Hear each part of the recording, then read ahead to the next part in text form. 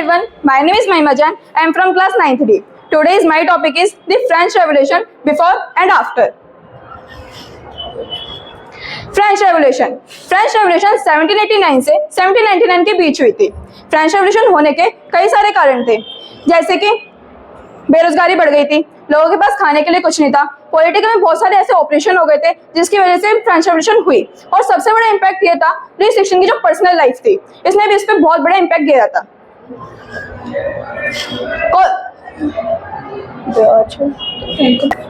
Causes of the French revolution, economic crisis.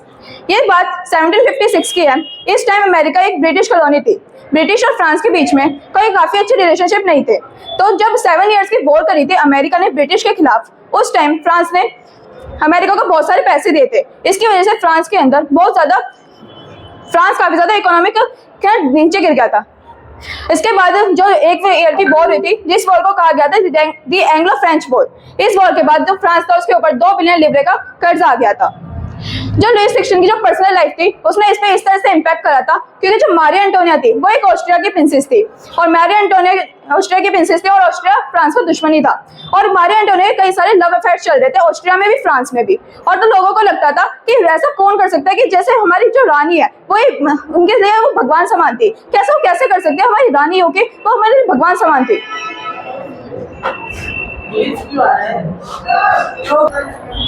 Events leading the French revolution. State general की जब meeting बुलाई गई, जब मैंने बताया था कि टैक्सेस काफी ज्यादा बढ़ाने पड़ गए थे, क्योंकि फ्रांस में इकोनॉमिक क्राइसिस हो चुका था। टैक्सेस काफी ज्यादा एक लिमिट में बढ़ाने पड़े, तो जब टैक्सेस बढ़ाए गए तो वो कहा गया था नोबिलिटी और क्लर्जी पे टैक्सेस बढ़ाने चाहिए, लेकिन इसके लिए उन लोगों ने मना कर दिया। और फिर थर्ड स्टेट पे जब टैक्स बढ़ाने की बात आई उन्होंने मना करा, और नेशनल असेंबली का फॉर्म हुआ 17 जून 1789 को नेशनल असेंबली फॉर्म हुई थी। और लुई सिक्सटीन को ना चाहते हुए भी 27 जून को नेशनल असेंबली को मानना पड़ा था। लेकिन इसके बाद एक रूमर फैला कि जो लुई सिक्सटीन है वो ऑस्ट्रिया के साथ मिलकर पेरिस पे अटैक करने वाला है। इसके बाद 14 जुलाई 1789 को उन्होंने बैसाइल के किले पे अटैक कर दिया और वहां पे जितने भी कैदी थे उन सबको छुड़ा दिया। और आज के डेट में भी 14 जुलाई फ्रांस में नेशनल डे ऑफ फ्रांस के नाम से मनाई जाती है।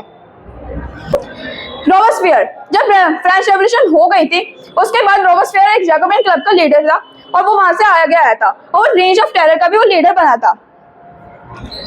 लुई सिक्सटीन के बारे में मैं आपको बता चुकी हूँ कि लुई सिक्सटीन एक बर्बन फैमिली का राजा था, और वो 1774 में राजा बना था, और उसकी वाइफ थी मारी एंटोनिया।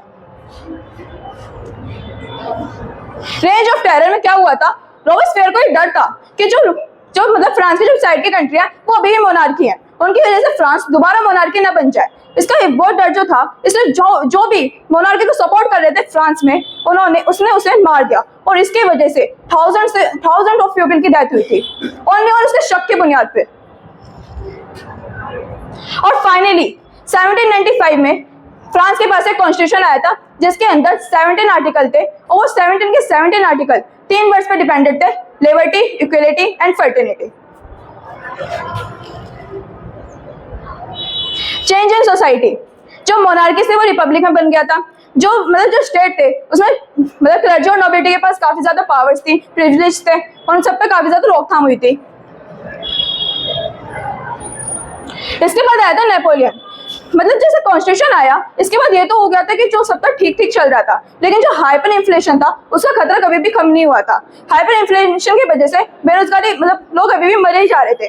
फिर नेपोलियन आया, 1799 में नेपोलियन आ चुके थे, उन्होंने कुछ साल बाद ही 1804 में अपने आप को एम्पायर घोषित कर दिया था। उनके जो टाइम पीरियड था उसमें चर्च की जो वैल्यू थी वो काफी ज्यादा कम हो गई। उनसे पहले फ्रेंच रेवोल्यूशन से पहले एक एज गई थी, एज ऑफ एनलाइटमेंट। इस एज में ये कहा गया था कि भगवान कुछ नहीं होते, जो होते हैं हम ही होते हैं, बस उन्होंने दुनिया बनाई है और जो है बस हम है।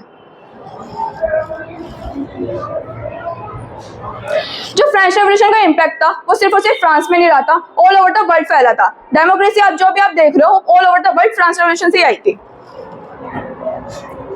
कंक्लूजन, आपको लग रहा होगा फ्रेंच रेवोल्यूशन एक फेलियर रही थी, क्योंकि फ्रांस रेवोल्यूशन में पहले भी लुई सिक्सटीन था जो एक अंपायर था, और बाद में नेपोलियन एक अंपायर ही बना था। लेकिन ऐसा कुछ नहीं था। जो फ्रांस रेवोल्यूशन के जो आइडियाज थे, जो स्लोगन्स उसमें बोले गए थे, जैसे लिबर्टी, इक्वलिटी, फर्टिलिटी, आज हम ऑल ओवर द वर्ल्ड देख रहे हैं। आपको जो इंडियन कॉन्स्टिट्यूशन है उसके अंदर भी ये तीनों वर्ड्स ऐड ऑन हुए हैं।